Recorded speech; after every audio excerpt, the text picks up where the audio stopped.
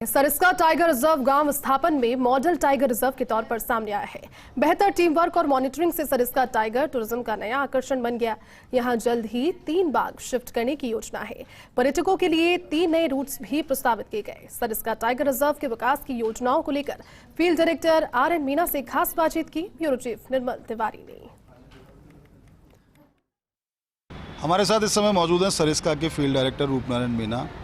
पिछले 2 वर्ष में जिस तरह से सरिस्का में बहुत सारे विकास काम के कार्य हुए हैं, जल संरक्षण ढांचे बनाना हो, बाघ संरक्षण की दिशा में काम करना हो, रेस्क्यू टीम को मजबूत करना हो, ट्रैकिंग टीम को मजबूत, इस तरह के बहुत सारे काम हुए जिनको लेकर वन और वन्यजीव संरक्षण की दिशा में बहुत तेज़ी से काम हुआ।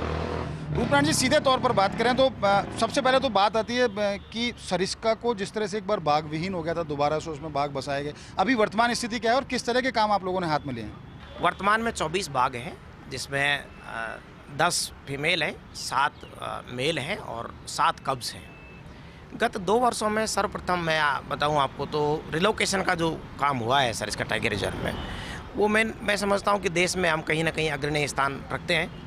द्वितीयतः जो ICICI फाउंडेशन के सौजन्य से जो हमने वाटर मैनेजमेंट, ग्रासलैंड डेवलपमेंट और गाँव वालों के लिए जो बेसिकली लाइवलीहुड इम्प्रूवमेंट के लिए जो ट्रेनिंग दिलाई वहाँ पर, और उन लोगों को रोज़गार मिलने लग गया, खुशी की बात यह है।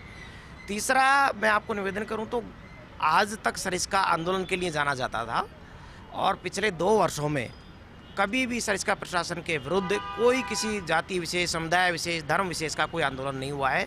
मैं समझता हूं ये टीम सरिस्का की कहीं सफलता का सूचक है। रूपनारायण जी, बात करें, चूँकि अब सिटी वाइल्ड लाइफ टूरिज्म की देखते हैं आप, राजधानी जयपुर की बात करें तो ज़बरदस्त यहाँ क्रेज़ देखने को मिलता है। जालाना लोग आते हैं, लोग आमागढ़ जाने लगे हैं। रणथंभौर जिस दिशा में तेज़ी से बढ़ा, उस दिशा में सरिस्का की गति उतनी तेज़ नहीं थी, लेकिन पिछले 1-2 वर्षों में सरिस्का उसके नज़दीक पहुंचने की कोशिश कर रहा है। तो क्या वहाँ बाघों की और ज़रूरत है? अभी जो वर्तमान में वहाँ बाघ है उनकी क्या स्थिति है, और क्या लगता है बाघों की शिफ्टिंग और वहाँ करने की ज़रूरत है इस तरह की? जी निर्मल जी, मैं आपको धन्यवाद दूंगा इस तरह के मुद्दे उठाने के लिए। वास्तविकता यह है कि आज सरिस्का में 10 बाघिन हैं, परंतु उनमें से 50% वृद्ध हो चुकी हैं। ठीक इसी प्रकार जो 7 नर बाघ हैं उनकी स्थिति भी कमोबेश यही है, और 7 जो कब्स हैं वो भविष्य हैं सरिस्का के।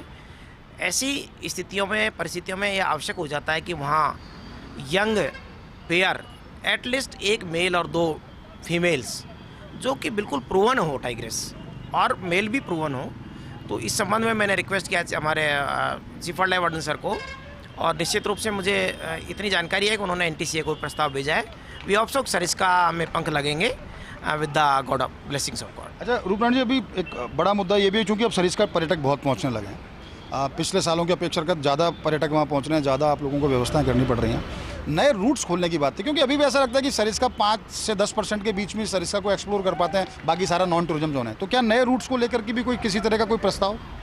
जी निश्चित रूप से ये भी महत्वपूर्ण बिंदु है, और एक नया रूट हमने राज्य सरकार की इजाज़त से गत वर्ष खोल दिया था, जिसमें अलवर शहर से लगते ही जो है वहाँ टाइग्रेस भी है विद कब सोसाइटी हो रहे हैं।